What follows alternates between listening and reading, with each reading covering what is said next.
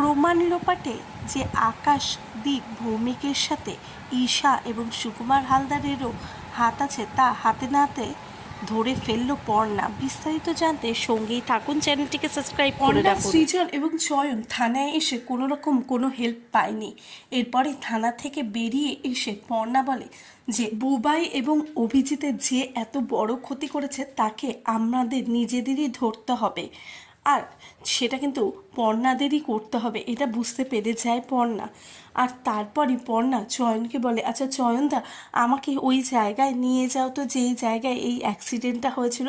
তারপরে চয়ন, পর্ণা এবং সৃজন মিলে সেই অ্যাক্সিডেন্টের জায়গায় যাবে, আর সেখানে গিয়ে কিন্তু চেষ্টা করবে যে পাড়ার অন্যান্য লোকের, যেই জায়গাটা অ্যাক্সিডেন্ট হয়েছে তার আশেপাশের লোকের সাথে কথা বলার, কিন্তু তারা তো আগেই সেখান থেকে পালিয়েছে।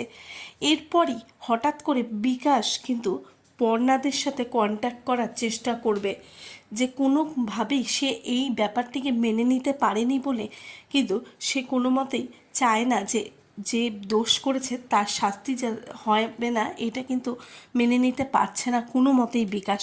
ঠিক এই কারণেই পর্ণাদের সাথে সে যোগাযোগ করে, এরপরে কিন্তু সমস্ত কথা বলে।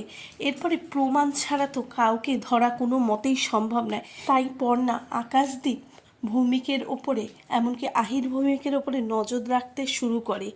আর এর থেকে হঠাৎই একদিন তারা যখন নিজেদের মধ্যে মিটিং করার জন্য ঈশা হালদার ও সুকুমার হালদারের কাছে যায়, ঠিক সেই সময় তাদের পেছা করে কিন্তু পর্ণাও সেখানে পৌঁছে যাবে, আর সমস্ত কিছু প্রমাণ মোবাইলে রেকর্ড করে নেবে তাদের সমস্ত কথা। এরপরে কি হতে চলেছে সেটি জানতে গেলে চোখ রাখতে হবে জি বাংলার পর্দায়। আর এই বিষয়ে আপনাদের কি মতামত? শেষমেশ কি পর্ণা পারবে দোষীকে শাস্তি দিতে? প্লিজ আপনারা আপনাদের মতামত অবশ্যই কমেন্ট বক্সে কমেন্ট করে জানান।